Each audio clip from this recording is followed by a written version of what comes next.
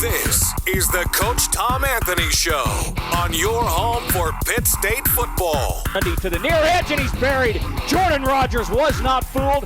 Drops him back at the 11-yard line. Highlights, insights, and what's next for Pittsburgh State. Jalen Fuchsa, far side return for Pitt State, has a sideline. Jalen Fuchsa is going to go after a block punt for a safety. Pitt State special teams strikes again. Fuchsa with a first career touchdown. It comes via kickoff return. It is 22-7. You got to be kidding me. Here's the voice of the Gorillas, Eddie Lomshek. Greetings, Pitt State football fans. Welcome to our second installment of the 2025 Pitt State football season and the Coach Tom Anthony Show. I'm Eddie Lomshek, joined by Pitt State head football coach Tom Anthony. The Gorillas off and running with the season. Unfortunately, a setback, 34-17 in a top 10 matchup at Ferris State, Michigan this past Thursday for the Gorillas. Now you turn it forward. Everything is on Saturday, and that'll start this week with the conference opener at Central Oklahoma Saturday night. Another tough road test for two straight out of the gate here to start the season. Coach, you knew going up to Ferris State, obviously a tremendous challenge. They're a national champion, 3 of the last 4, in fact. So as you look back, where would you start in assessing Thursday's game? I think just the execution piece. That was our big stress point all week was, we knew it was going to be 2 good teams, and the team that executed at a higher level was going to be able to win the football game. And, they were able to execute some things a little better than we did. We left probably a couple plays out on the field that we wish we could have back, and probably a couple coaching calls as well. I told the team, immediately after the game, that fake punt, I should have got us out of that and burned a timeout, with the look they had, which put our defense in a really tough spot, putting them back out there in minus territory. But, a lot of learning, a lot of good things to take from it too. I think we did a lot of really good things when you watch the film. Looking back at it. So just got to execute at a higher level. When you play those really, really good football teams, you can't leave plays out on the field and expect to win the football game. And so much early. You guys scored on your first possession, and we'll obviously go through the game. And then Ferris State scores 20 unanswered. So a couple of penalties, really untimely, that extended a drive for them, those kind of things. How much was a certain tone set in the first quarter and a half of that game? Yeah, I think, obviously it was great that the offense could come out and march down the field and get some points on the board for us. And then really we, obviously had to make some adjustments defensively, and I think we did that as the game went on, especially in the second half. But that first drive they have, we get them into a third and long play, and unfortunately we get a roughing the passer. And, it's kind of a bang-bang play. I think it can go either way at that point, Nothing Sam Holtz did wrong. They just happened to call the roughing the passer there, which gave them the automatic first down. They were able to score. So obviously some stuff we got to clean up. Penalties are a big part of it. I told our team when we came in, on Sunday, 10 penalties for 91 yards is not a good look. And, a couple of those are effort penalties. The roughing the passer on Sam, I don't think Sam did anything wrong. It was just they happened to call the roughing the passer there in that situation. But definitely some things that we do have to clean up, from a penalty standpoint. You have some newness, and again, we'll go back through certain things, but when you look at a first-time quarterback, some newness on the offensive line against Ferris State, who's been outstanding on defense in their run over the last decade, did you feel, just looking at it in general, could you see some things when you went back and watched it that maybe you would attribute to having some newness? I think a little bit. I thought JB played a great game for his first start with us, and we were able to generate some yards, move the football. I think we moved the football a lot of the game. We were able to get down the red zone 3 different times. Obviously, we got to capitalize on those opportunities down there.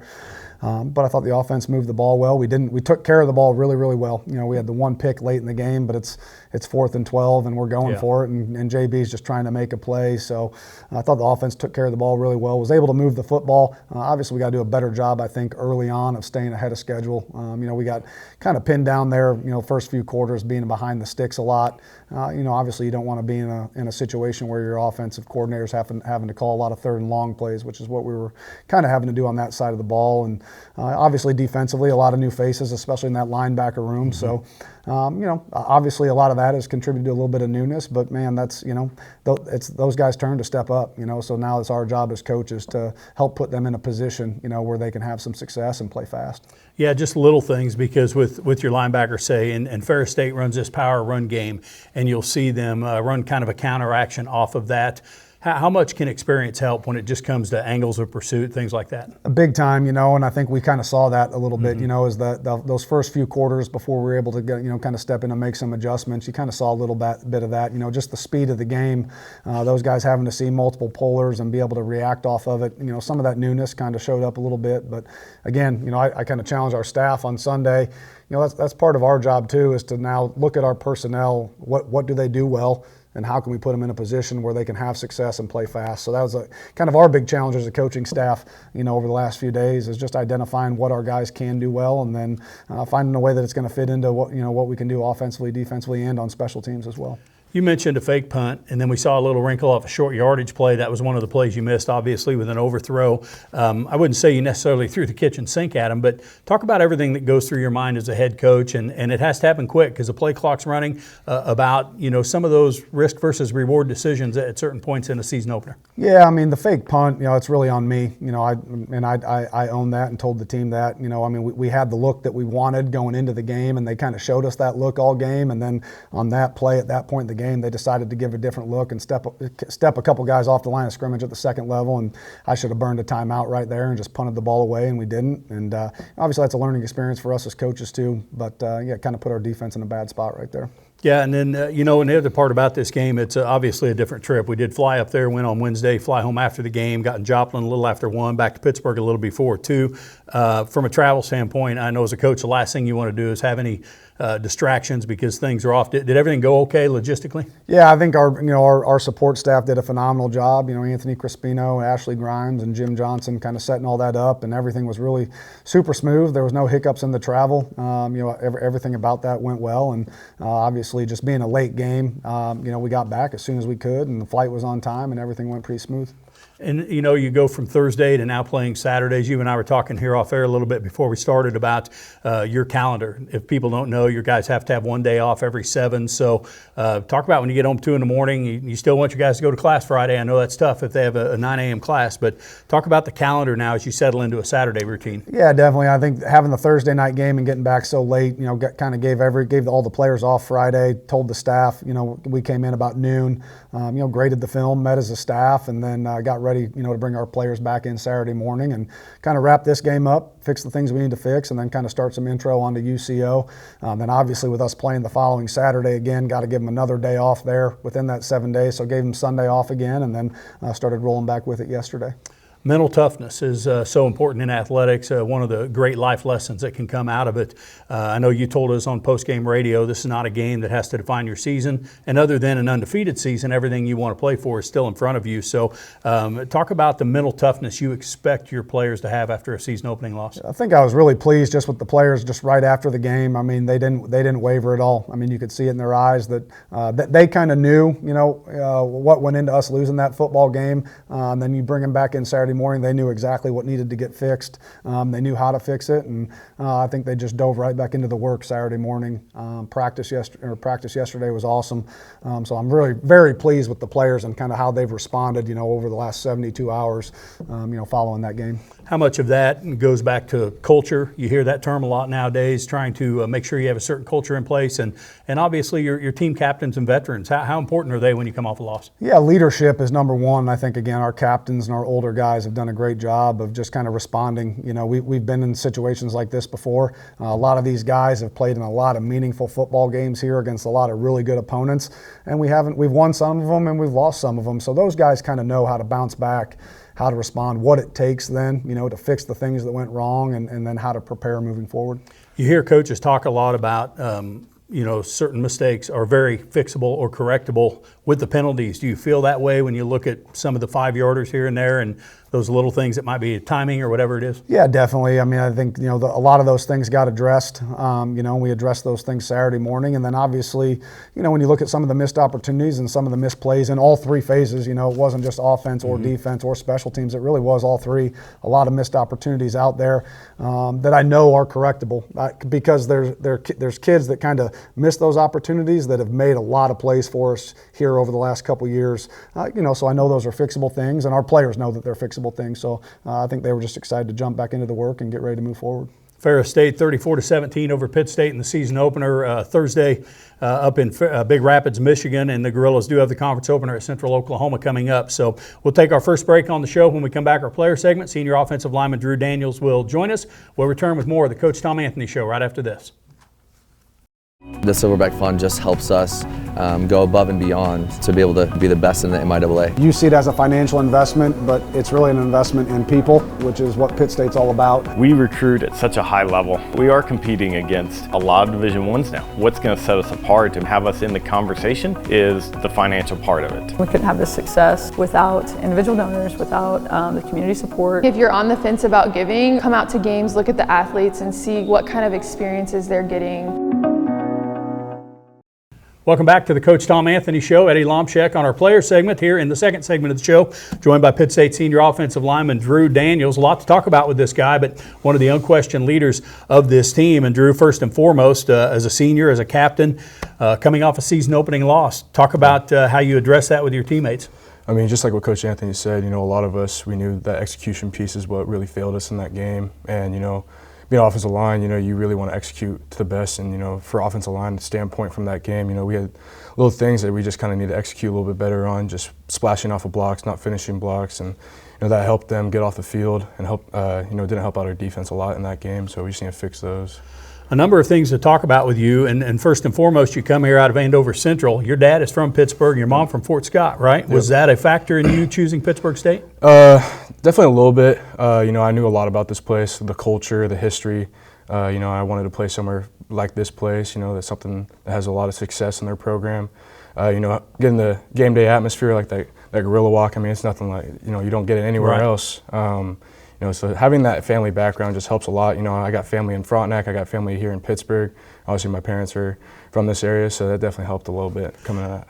And also, when you came here, Brian Wright was the head coach, and then a coaching change, yep. And TA was out of it there for a fall, and then he walks back in the room. I was there on that Sunday, that meeting room. What do you remember everything going through your head about that transition? We got that text message from Coach Wright saying that we had a team meeting that 2 days after the game, and we're all like, man, we don't know what's going on. Yeah. We're confused a little bit.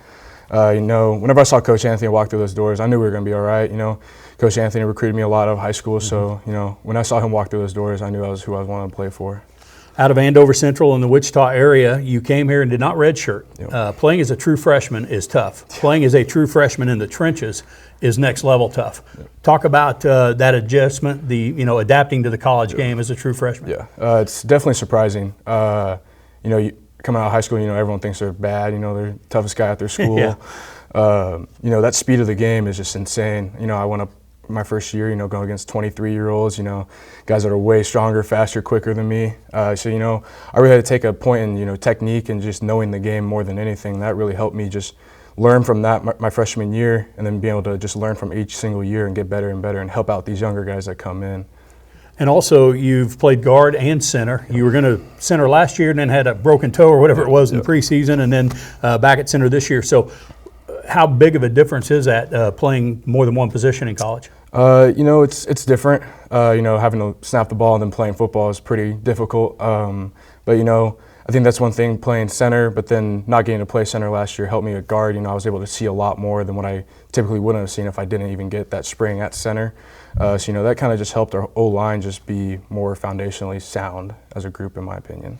Drew Daniels with us, Pitt State senior offensive lineman, on our player segment of the Coach Tom Anthony Show this week. Off the loss at Ferris State, getting ready for the conference opener at Central Oklahoma. Speaking of the offensive line, some newness there.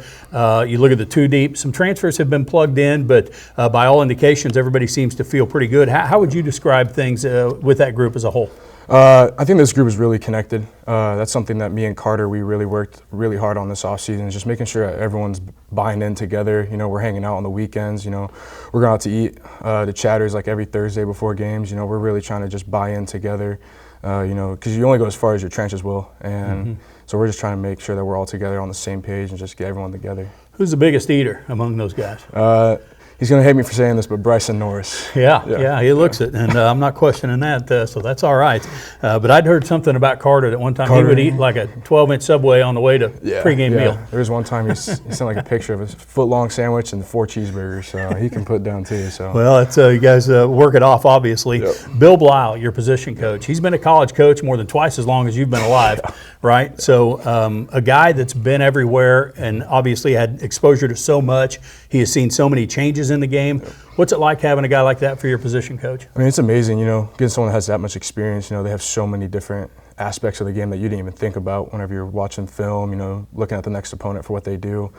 He does a really good job of getting us prepared, seeing blitzes, different looks, especially like UCO, they give us multiple looks. So he does a really good job of, in practice, getting us those different looks and make sure we execute at a high level. Yeah, speaking of that, so a team gives you different looks as the center. Give people an idea of some of the calls you have to make when you maybe pre-snap and you see how the defense is lined up. So, obviously when you go up to the line, you got to see, is there someone over the top of me? Because that can completely change how combos go and everything like that. So, when you get like an odd stack, sometimes you're going to get a guard tackle, but whenever they go to even, you're usually going to get like a center guard combo. So it just kind of changes where you're going, who's doing what, and what combos are being ran at that point. Yeah, it's communication essential and playing with one another too. Last year there were some injuries on the O-line, and I know by the end of the year there were a couple of guys literally being held together by training tape, right? Yep. So how important is it if you can keep the starting 5 healthy and playing together? I mean, it's huge, when you get the starting 5 to be together for every single game, you get a lot of trust and just belief in everyone to do their abilities. So just getting that connection can really just help you project yourself in that game. For you guys as well, as a team captain, I guess with you especially, one of 7 elected in the spring, what did that mean to you? It meant a lot, obviously I knew all the history from this place, and I never really thought I was going to be a team captain. I'm kind of a quiet guy. Mm-hmm. But I mean, it means a lot, that these guys trust me a lot to, be a leader for them, speak up for them, and obviously just do all the right things every single day, day in and day out. Yeah, you mentioned maybe not as vocal. Carter Stansfield on the O-line plays next to you, also a team captain. Is there somebody among that O-line that's more of a vocal leader?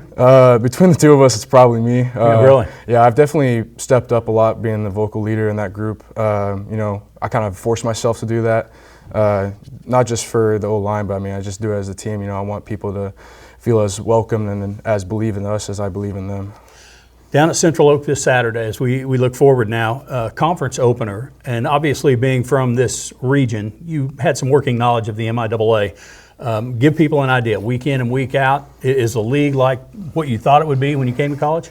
Not at all. I didn't really I didn't know what to expect. Just the physical and mental demands of week in and week out. You prepare for a new team every Monday, Tuesday, and then Wednesday, Thursday, Friday, you have a pretty good idea of what they're doing, and then once you play that Saturday, you just got to erase everything and start all over again. Right. So it's definitely hard on the mental aspect of just trying to learn each single week, but then also physically, you got to take care of yourself like every day. You got to stretch, hit ice tubs, see trainers if you need it. So it's definitely different from what I thought it was going to be. And then the conference opener, obviously you and Central Oak are both 0-1. Talk about the importance of this game to avoid 0-2. It's pretty big, just not just from the record standpoint, but just I think just emotionally and just feeling good as a team. Both teams obviously we want to come out strong, come out fast, and we want to put up big points, and obviously they want to put up big points too. So I mean, it's going to be a pretty a lot of emotions are going to be running. Obviously we got the better of them last year, so they're going to want to get the better of us this year. So it's just that back and forth is just going to be there all weekend. When you're coming off a loss, it's still a 60-minute game, but is there a little more importance off a loss to play well early and get a good taste in your mouth early? Not really. I mean, yeah, we want to play fast, but we want to be as consistent as possible. We don't want to be riding waves of emotion. We just want to hit line drives, one play after the other, get that get one mentality of getting that next rep, doing your 1/11th. I think that's what we really emphasize a lot. And also your senior year, when you talk about playing and doing everything for the last time, anything different go through your mind with that, knowing that there's a finality that is going to set in at some point? Yeah, I mean, you want to make the most of everything you got, but you just go in every single day and you just got to give everything you have. No matter how tired, hurt, or sore you are, you just got to give everything you can, even if it isn't your last year. You like this team, and we talked about culture with Coach Anthony. You like this team and the ability to handle it and bounce back? Yeah, I think we'll be a really good job this year. Very good. Hey, thank you for being here. Well done. Drew Daniels with us, Pitt State senior offensive lineman on our player segment. We'll take another break, come back. Coach will join us on the other side. Back with more of the Coach Tom Anthony Show right after this. This isn't just where you go to class. It's where you chase what's possible, where grit isn't taught, it's lived. Every drop of sweat writes the next chapter in Gorilla history. In front of a raucous John Lance Arena have won it. This is pride. This is your future. This is Pitt State. The faculty of the school, there's where the students get the inspiration. Welcome back to the Coach Tom Anthony Show. Eddie Lomshek along with Pitt State head football coach Tom Anthony. Coach, just finished our player segment with Drew Daniels, and again, one of your team captains, a program guy, 4-year player for you guys, 2-time All-Conference.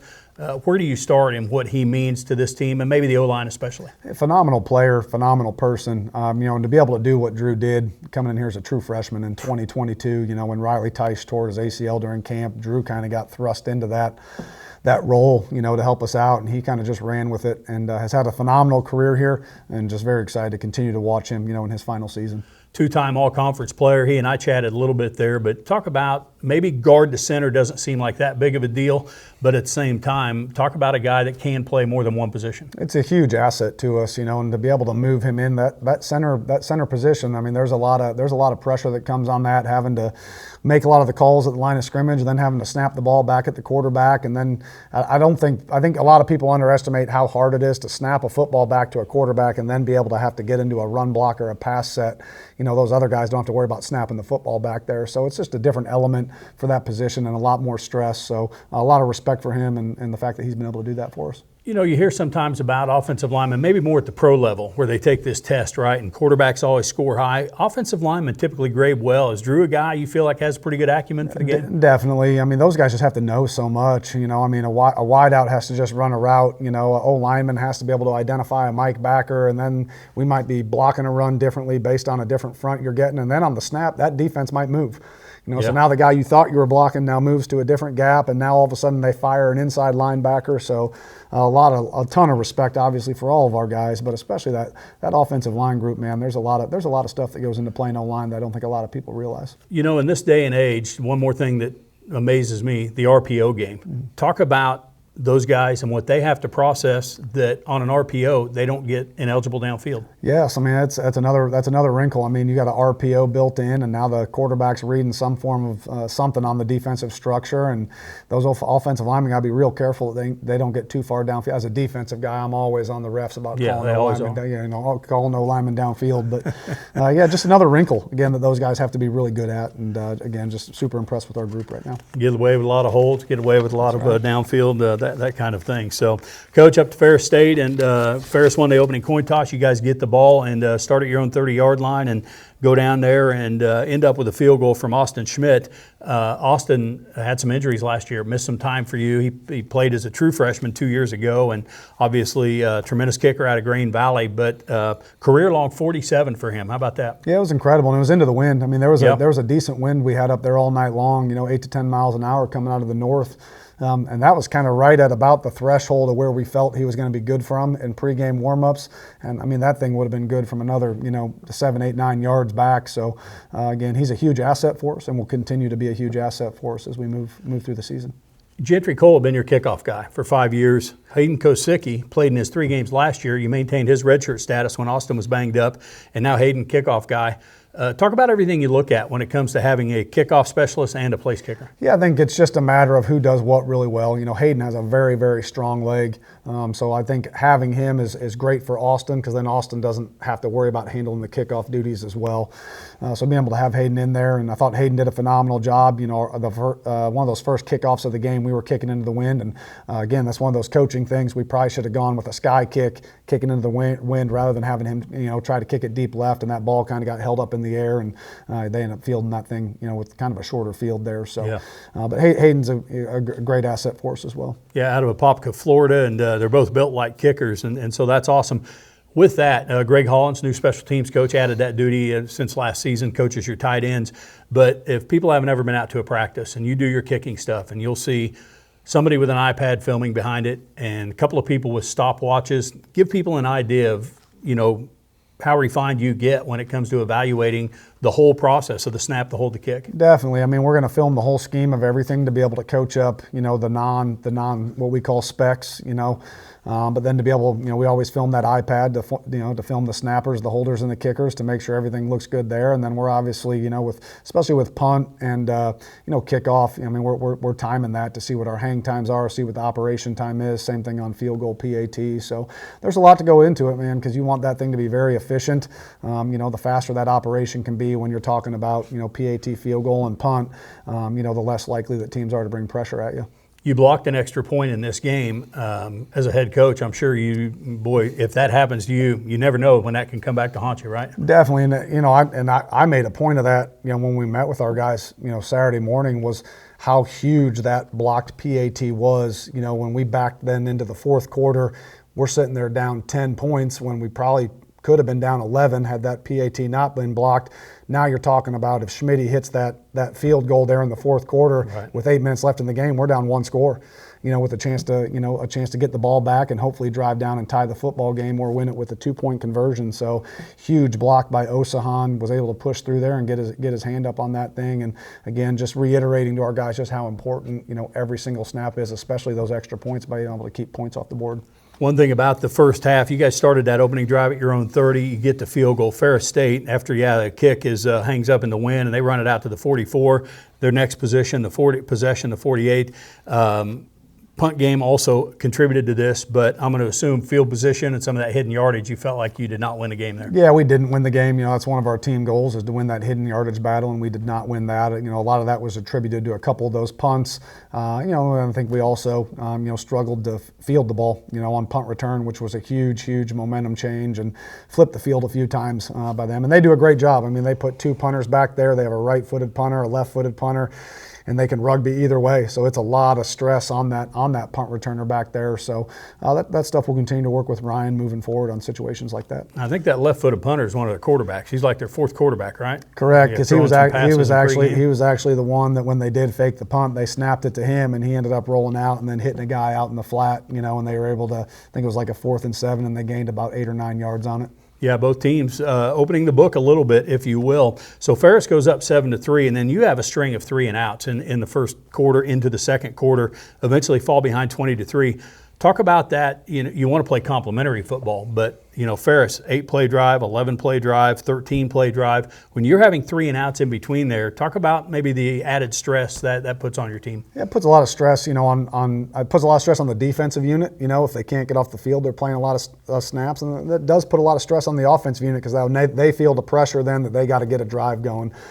So again, those are just things we'll continue to work on and continue to stress. And like I said at the beginning of the show, when you go out and play a really, really good football team, you got to execute at a pretty high level, and that's execute on first down to stay ahead of the sticks offensively. That way you can maintain drives, and then defensively being able to win first down so they're not sitting in 3rd and short and have those opportunities. When you give another team a short field, now they're in a 4-down territory. Right. So it's not that hard for an offense to gain 10 yards when they got 4 plays to do it.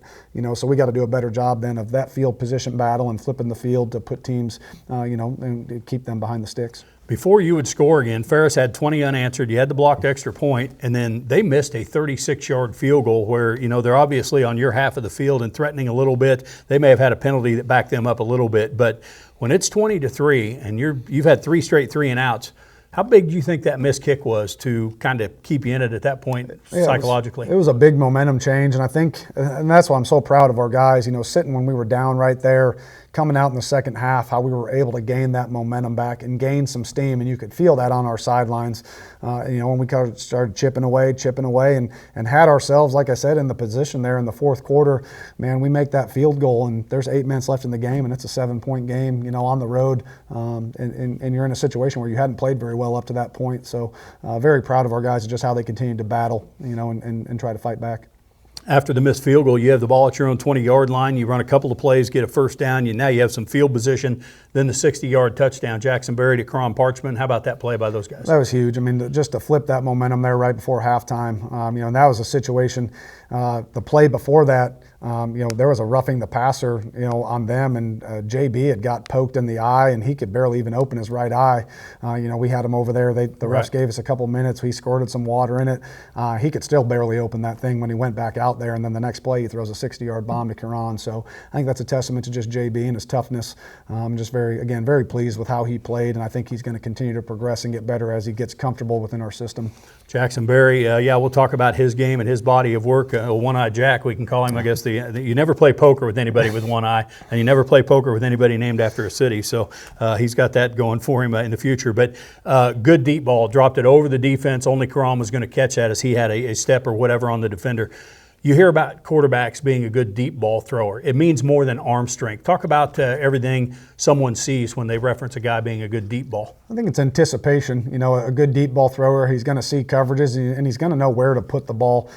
Just arm strength alone doesn't make you a great deep ball thrower. You got to anticipate the wide receiver, the route they're running, how much speed they have. I think JB does a great job of that. And he's a guy that's played a lot of college football. The kid started, at his previous school for 10 games. So he's there's not a lot of newness there to his ability to play in big time football games. So again, I think for him, it's just unfortunately he missed spring ball with that meniscus injury. So I think him getting comfortable through camp, I think he's only going to improve as the season goes on here, as he gets more and more comfortable within the system and gets more and more comfortable with our wide receivers. Karan Parchman, your leading returning receiver. What are your expectations for him this year? Yeah, I think he's our primary guy. I think the kid, he had 2 touches on Thursday night for almost 100 yards. He had the 60-yard touchdown, a 40-yard kick return. I think he can be very dangerous with the ball in his hands. And that's again another challenge for our offensive staff is how can we find ways to get him the ball more? How can we find ways to put him in a position where he can change the game for us? You can really throw out the last 2 or 3 series of this game as I kind of jump forward here because Jackson kind of running for his life, throwing some balls out of bounds, some of that stuff. But up to that point, it was pretty even play distribution. You guys look back. I know there's self-scouting that goes into this.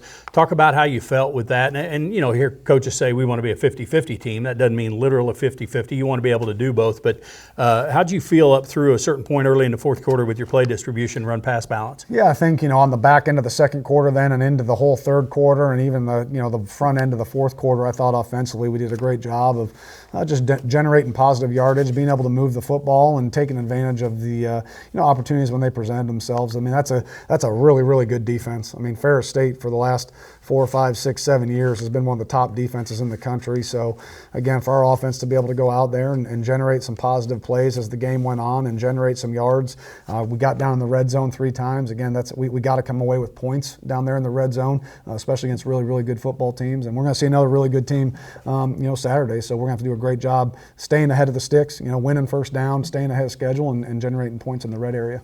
20-10 at halftime. What do you remember about your biggest message to your team in the locker room? Yeah, just execution. There was, again, a couple of those plays in the first half we didn't execute. And, again, I thought our guys came out in the second half and did do a much better job of executing, when we needed to and just chipping away. And I told them, man, you just got to chip away a little bit at a time and just keep fighting, keep clawing, keep scratching. And I thought they did that. And again, man, we had a shot there in the fourth quarter to, get back in the game and make it a 1-score game. Absolutely competed very well, and obviously a 20-3 deficit, a lot to overcome against anybody, but especially against the defending national champs at their place on opening night. We need to take our next break. When we come back, we'll put a wrap on the Ferris game and eventually look forward to this Saturday, the conference opener at Central Oklahoma. Back with more of the Coach Tom Anthony Show right after this. Pittsburgh State University Alumni and Constituent Relations, engaging Gorilla alumni and friends through Gorilla gatherings, family events, programming, and a variety of benefits and services. Ride with Gorilla Pride in Kansas, Missouri, and Oklahoma. Personalization available in Kansas and Missouri. Honoring our Gorilla greats and their achievements with alumni awards. Find an alumni event near you or learn more about us at pittstate.edu/alumni. Welcome back to the Coach Tom Anthony Show. Eddie Lomshek along with Pitt State head football coach Tom Anthony, recapping season opening 34-17 loss at Ferris State. Coach, 20-10, you talked about coming out in the second half, clawing and scratching. You guys do get a 3 and out. How nice is that to see your guys respond like that immediately out of the locker room? Yeah, I think our defense did a great job of making a few adjustments there at halftime and coming out and starting fast. I mean, that was a big thing, is just start fast in the second half, 3 and out or a takeaway and get the ball back to our offense. And again, now you got a little bit of that momentum back. And I think we gained that momentum back there in the third quarter and did a pretty good job of executing the things we were asking them to do. Had that 3 and out, forced 4 total punts in the second half, and you had an interception late in the game on a fake field goal attempt by them. We talked earlier about, angles of pursuit, some of that stuff for inexperienced players.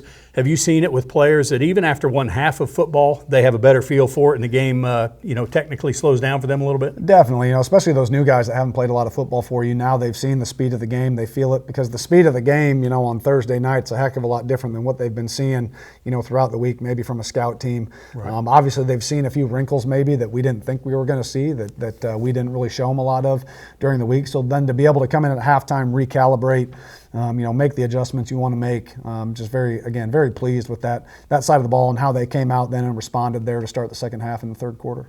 At some positions, we talked with Drew about the O-line. That's a group you want those guys playing together as much as possible. Obviously, other positions, you'll run in a lot of guys. And some of that maybe who's playing well that particular night. But at the end of the night, how'd you guys feel about the number of guys you were able to get involved? Yeah, I think defensive line-wise, we were able to roll a lot of bodies through there, and I thought they did. Those guys did a pretty good job all night.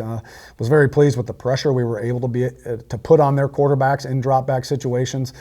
Did a phenomenal job on third down. I think they converted a little under 30% on third down, which is really good. So again, I think that's a testament just to our guys, man. If we can win first down and get teams in third and long, I think we got the ability, to be able to put some pressure on quarterbacks. And obviously we got to do a good job up front and on the back end of just protecting our youth and inexperience, kind of on the second level at linebacker. And again, that's a challenge for us as coaches, moving forward, is how can we put those guys in a position to have success. Ferris went 4 for 14 on third down, and first half, I'm not sure all those weren't in the first half, all 4 of those. They did get 3 or 4 fourth downs eventually through the game, but that was definitely better in the second half for Pitt State. A couple of those guys on the D-line you talked about, James Smith behind, not big numbers at the end of the night as far as stats, but a guy that was behind the line of scrimmage. He was back there. Second year for him.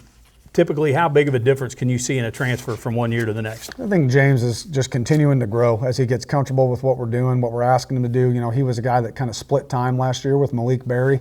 So now we're kind of relying him on, to be kind of one of those primary guys for us up front. And I think James has a lot of athletic ability, able to do a lot of different things for us. And again, just kind of getting him, he's one of those guys too. He's kind of new, doesn't have a lot of college starts under his belt.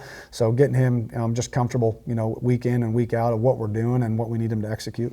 And even from Butler Community College, really good program in the Jayhawk Conference, but still, where would you start in describing the difference between the 2-year level and a really good Division II conference like the MIAA? Yeah, I mean, I've never coached at the 2-year level, so I don't have a ton of experience there, but I think James has done a great job of just kind of engrossing himself kind of into our culture, into kind of all the things we require of players, year in and year out, in season, out of season, in the summer. And I think maybe that's probably the biggest adjustment possibly for some of those 2-year guys when they come into a 4-year program.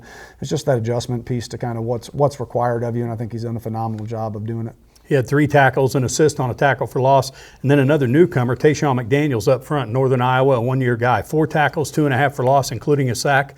Talk about what this guy brings to the table. Yeah, Tayshawn's he's a game changer for us on the interior D line, and a guy that came in mid-year and just still kind of again getting used to what we do, how we do things, and I think you're just going to see him get better and better each week as he gets used to the speed of the game.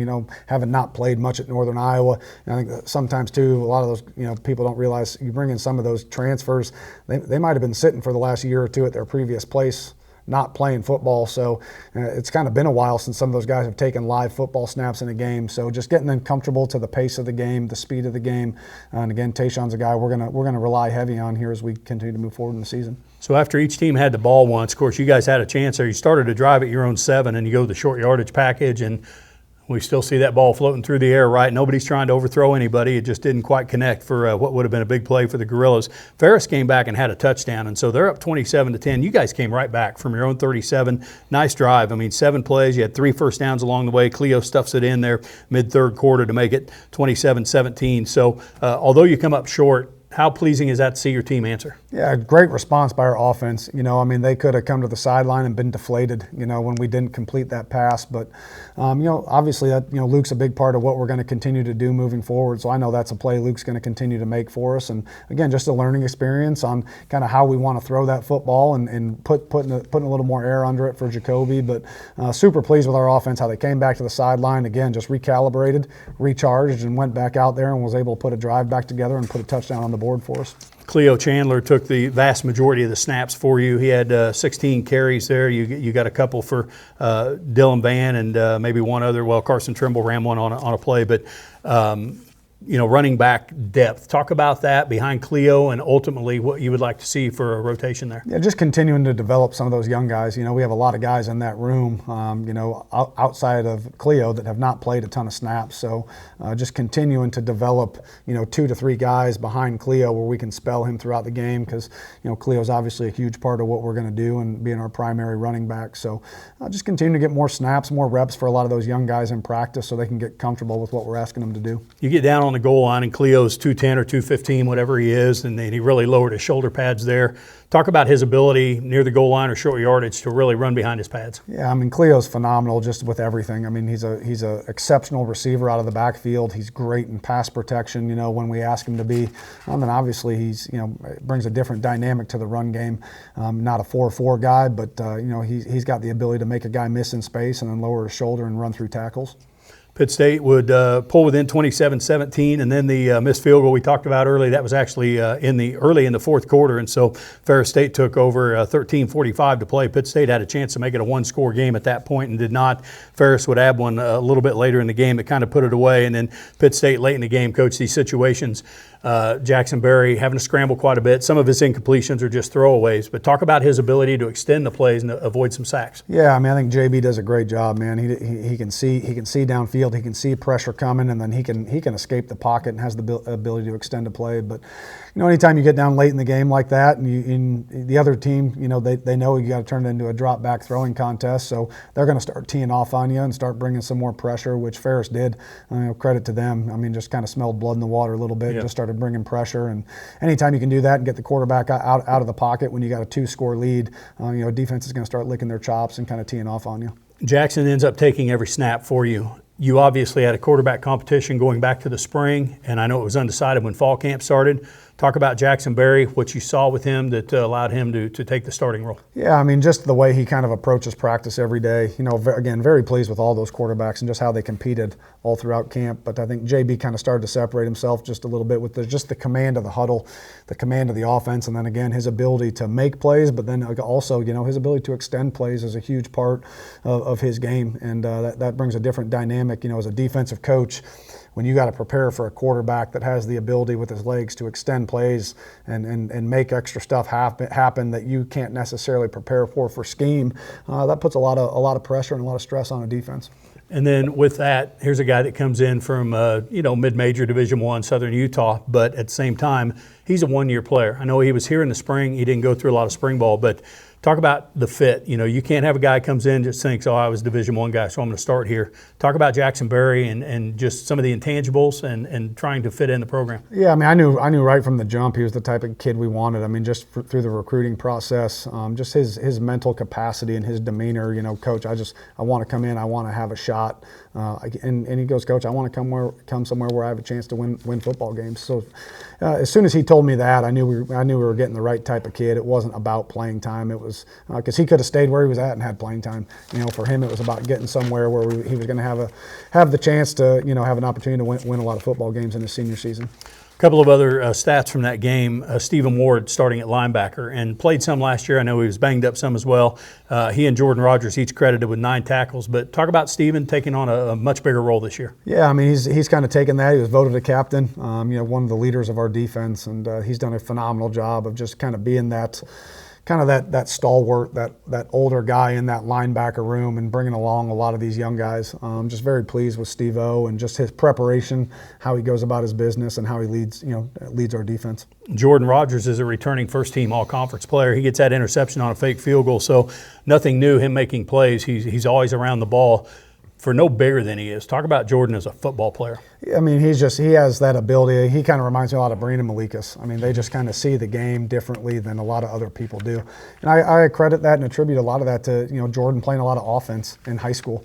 I mean, he was a running back, wildcat quarterback all through high school. And I think those guys that spend a lot of time, similar to Brandon, being a high school quarterback, when you know what an offense is looking at, when you can see the game from an offensive perspective and then go stand on the defensive side of the ball, I think that gives kids a big advantage. So I think Jordan having that time as an offensive player in high school has made him, the defensive player he kind of has become, just on top of his toughness and his athleticism. Jeremy Sharp credited with 8 tackles. That is a really big number for an interior defensive lineman. So, again, a guy you're going to lean on heavily, but talk about Jeremy with an 8-tackle performance. Yeah, just did a phenomenal job for us all game. And Jay Sharp was another one of those guys, man, on the back half of last season was just super banged up, had a knee, had an ankle, and was just one of those guys you just kind of struggled to get through practice and get him to the game, every week last year. So he really, poured into his body this offseason, getting himself back healthy, ready to go. And I think you're kind of seeing what a healthy Jeremy Sharp, is able to do for you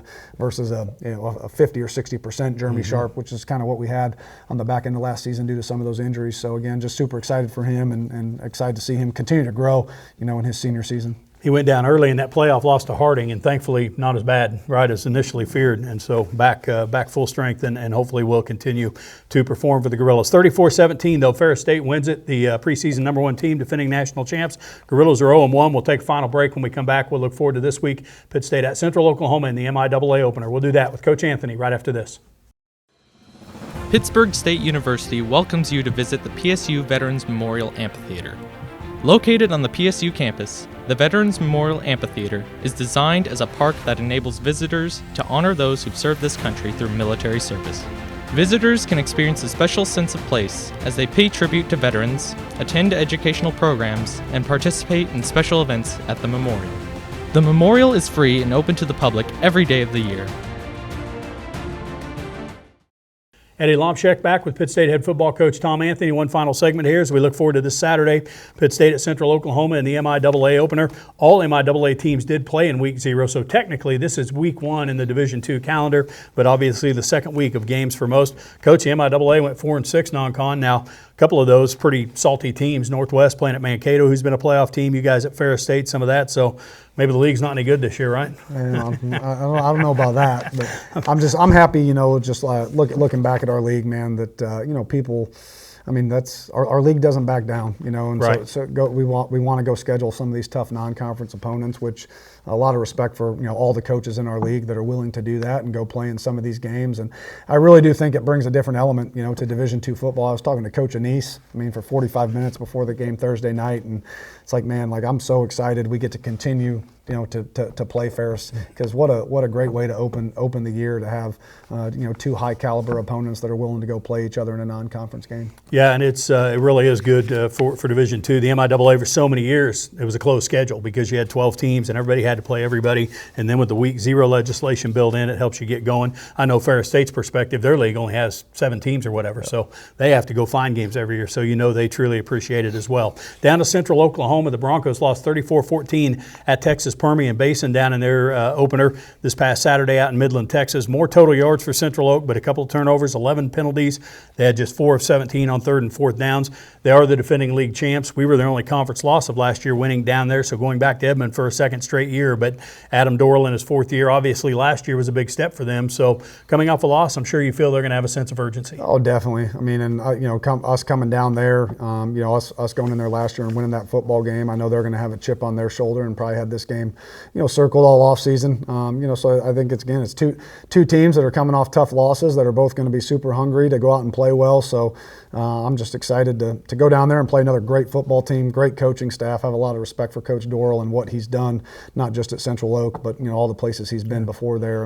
He's a phenomenal football coach. Yeah, tremendous pedigree, obviously, at Northwest Missouri State, winning 3 national titles in his time there at his alma mater. Central Oak tempo, how much of defending them has to start with handling their tempo and quick communication? Yeah, communication. That's it. You got to have great communication, great eyes. You got to be able to get the call, get lined up, and play fast, because they're going to go fast, which puts a lot of stress on you on defense. So being able to have your guys just totally totally tied in and keyed into each other.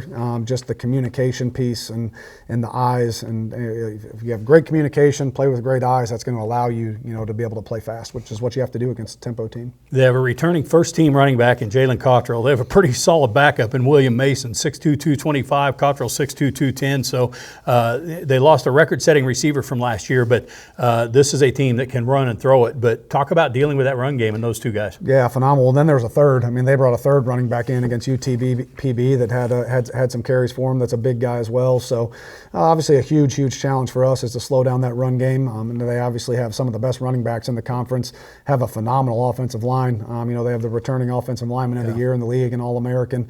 So it'll be a huge challenge for us defensively to be able to slow down the run game. And then they have one of the top quarterbacks in the league.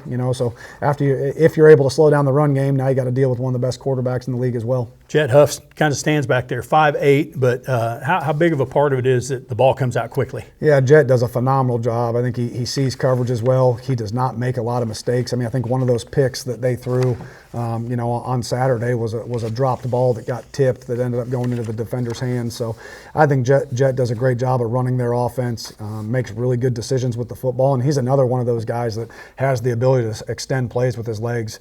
He can sit back there, and if something breaks down, he can extend a play and make things happen. So again, a huge challenge for us to be able to slow down, what's the returning top offense in the conference from last year. Yep, led the nation, in fact, in total yards last year, scored 71 touchdowns in 11 games, or in the 13 games. They had the second round playoffs last year for them, but defending league champions. Flip it over on defense, and last year they gave up too much. I mean, Coach would be the first to tell you that. They gave up 33 points a game, and so a team that wants to be improved over there, and really not big numbers allowed down at Texas Permian Basin, but as we do this early in the week, where would you start in describing their defense? I think they do a great job of giving you a lot of different looks. They're going to give you multiple fronts, multiple coverages. They do a lot of stuff with that multiple 3 high safety look, where it's not, you don't know exactly what you're getting pre-snap, and then they do a great job of giving you a ton of different looks post-snap. So that'll be a huge challenge for our offense, huge challenge for JB this week as well, to be able to read what coverage we're getting, to be able to read what front, what box we're getting, and get us into the right play. So again, I think they present a lot of challenges for you. I mean, great football team. They're well coached, so it'll be a great challenge for us Saturday night. X's and O's aside, how curious are you to see how your team responds out of the gate coming off a season opening loss? Yeah, I'm excited. I mean, I'm excited to see how we go down there in another tough road environment, and how are we going to respond to the adversity that we faced last Thursday night? And they're going to be in the same situation. Yeah. I challenge our guys with that. I mean, you're going into one of the top teams in the country. It's their home opener. They're pretty angry that they're sitting at 0-1 just like us, but they're also pretty angry that we went down there and beat them last year. So on top of having us to have to respond from a loss, how are we going to respond to some of that adversity as well, right? Being on the road, another night game against an opponent that's going to be super hungry to knock us off as well. Conference opener, Pitt State and Central Oklahoma from Chad Richardson Stadium down in Edmond on Saturday night. On the radio side of things, it's a 7 o'clock kickoff, so on our flagship 100.7 and through the KSHQ app, Mike Snow will have Gorilla Game Day at 5, followed by network pregame coverage at 6. And that'll do it for us from here this evening. Big thanks to Coach Anthony and to our player guest Drew Daniels for their time. I'm Eddie Lomshek. Thanks for being with us, and go Gorillas.